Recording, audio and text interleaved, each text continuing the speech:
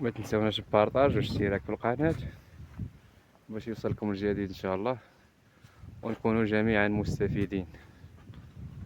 السلام عليكم اخواني، اليوم غادي نوضح معكم في هذا الفيديو ان شاء الله كيفاش غنقوموا بعملية تقليم هاد الشجرة ديال العنب.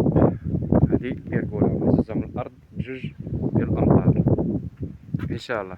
غنوضح لكم اخي. هنا بسم الله، هنا هذه الام الكبيره، هادو الفروعات ديالها. قمنا بالتفريع ديالها على 3 ديال الفروع رئيسيه، ها واحد ها جوج ها 3. هذه قمنا بالتربيه ديالها على هذا الشكل. غنجي دابا باش ندير عمليه التقليم ان شاء الله. كما كتلاحظوا معايا العود القديم ها هو تيبان لكم خشين، ها في هاد القشور عود قديم تنسميوه حنا العود الحايل، يعني عامين. هو العنب تيولد في العود الجديد بحال هاد الشكل. هذا العود اللي في العمر ديالو سنه واحده هو اللي تيولد فيه العنب ان شاء الله. دابا حنا باش غنجيو نزبرو غادي نجيو لهنا لافاي ديال التخراج ان شاء الله. غتشوف المسافه باش بعيده.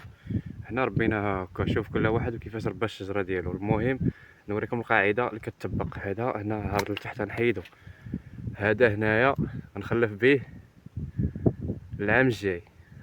تنخلي هنا 2 عوينات، هنا 2 عوينات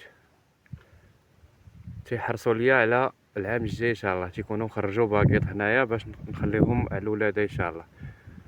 هنا غنقوموا هنا بتقطيع هذا على 2 عوينات.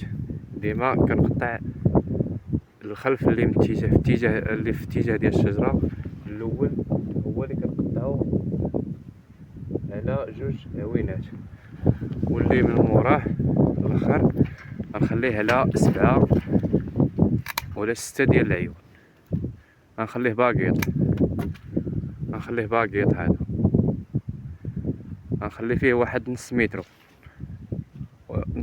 ان شاء الله. ها هو من هنا جاي هذا كله عود جديد. هذا غنقطعو من هنا.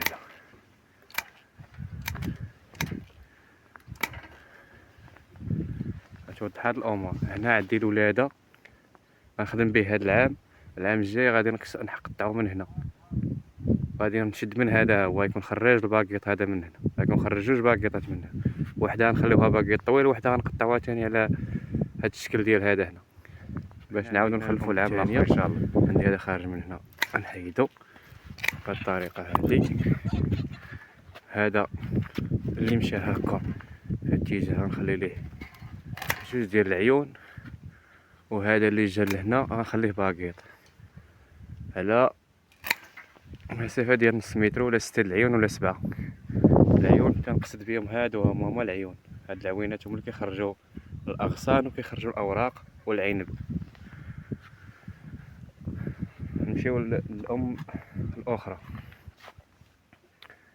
هاد الام هادي عندي هنايا غنخلي هذا فيه 2 ديال العوينات هنا. توضح الامور. نحيد هادشي البقايا باش توضح الامور مزيان ان شاء الله، نكون وصلنا معلومه صحيحه. هنا قصينا على 2 ديال العيون، هنا غنقصو على 7 ديال العيون ولا 6. هاد الباقيط غادي نربطوه هنا مع السلك، اولا هنا مع السلك. المهم نربطوه مع السلك باش يطلق ما يهرسوش الريح.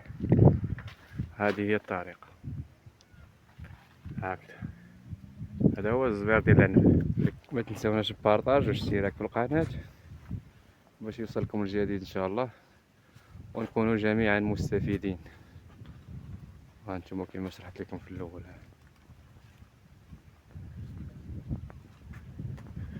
شتي الشكل ديال الشجره كيفاش جا.